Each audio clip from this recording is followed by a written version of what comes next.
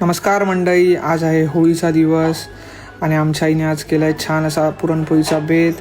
हे पप्पांनी आणलेत पेढे आणि त्यासोबतच आणलेली ही भेल.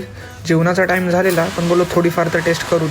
आणि एवढी भरमसाठ लोक जमलेली होळीच्या दर्शनाला आणि सर्वांचं एकच मागणं होतं की आयुष्यातली सर्व निगेटिव्हिटी दूर होऊ दे आणि आजपासून सगळं पॉझिटिव्ह होऊ दे.